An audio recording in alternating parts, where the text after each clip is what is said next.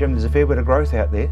There certainly is. It's been an interesting time, Rob, because spring has certainly sprung. Then we get a nice cold day, and then we get a damp day, and then we get a nice warm day. So what that really has done is really made things start to grow, which we should be at this time of the year.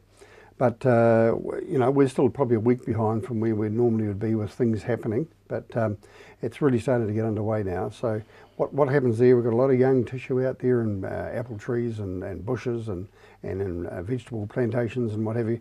So they need to be protected. And they need to be protected mainly for fungus, fungicides, fungi, because that's what grows with young tissue. So coppers and other general fungicides should be going on a pretty regular basis at this stage. Very little insect activity at this point. Give it another month and that'll change quite rapidly.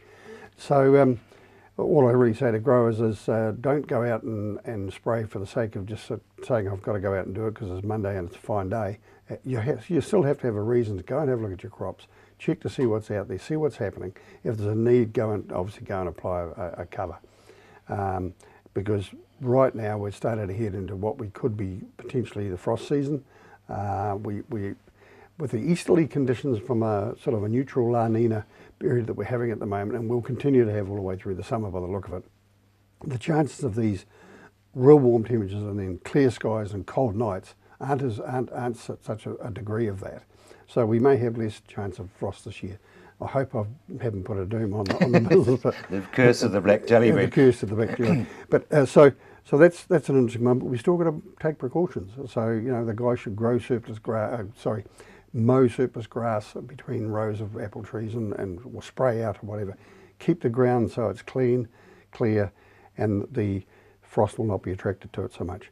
And it keeps the ambient temperatures up. Therefore, the temperatures stay above, say, 1.5, 2 metres, which is the area that we need to really protect at this time of the year on a number of crops. So that's just part of the practice. And of course the other one is put that blooming copper on, remove those bacteria and probably help the whole regime by about 1 to 1.5 degrees Celsius. So it's quite important.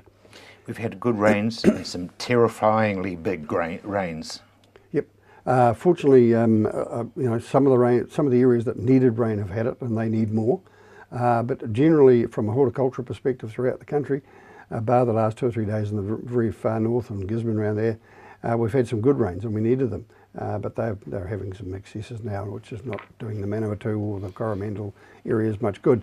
But what it does bring on is a whole lot of weeds come on at the same time, and they're not hard to kill weeds so much at this time of the year, but there's the cleavers and there's the good old Californian thistles keep coming up.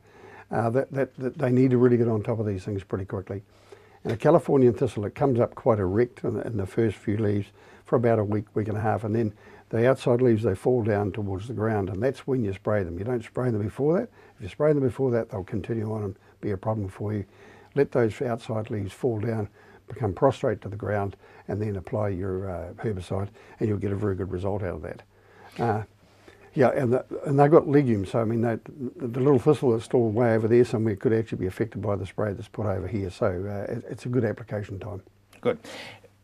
Are we getting enough sunshine? No, not really. I don't think we are. We're not getting enough heat and sunshine. We need a little more of that. You'll find a lot of the growth that's happening this year so far, especially the last 10 days, has got that anemic look about it. So it needs some sunshine. It doesn't need nitrogen. That's the last thing you want to put on because it's being used and it is there. But it needs the chlorophyll.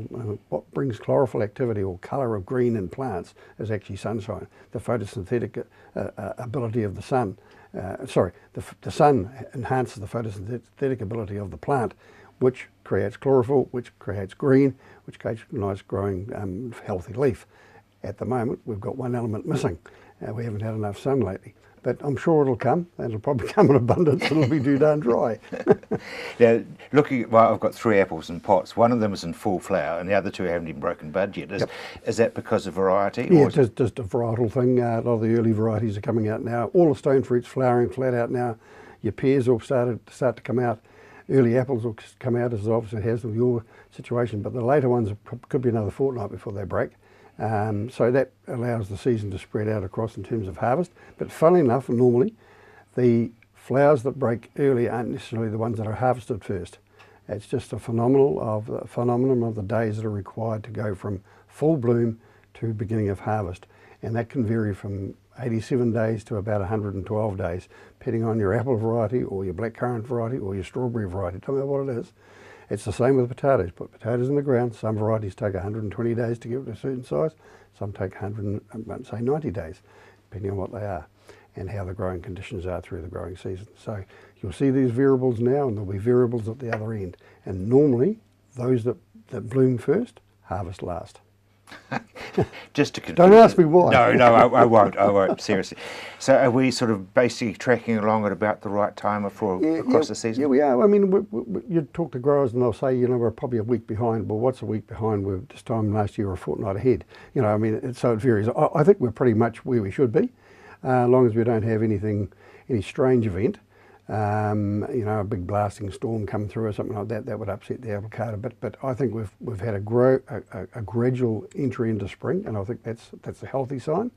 It does mean I do believe we're going to have a little bit more moisture at times that we may not need it, and I'm thinking more the latter part of the season when we've got fruit on the trees and grapes on the vines, and we don't want the pressure from botrytis at that stage. I think we're going to find we're going to have a sort of a dampish March, April, the way the season has started way back here now in September, October.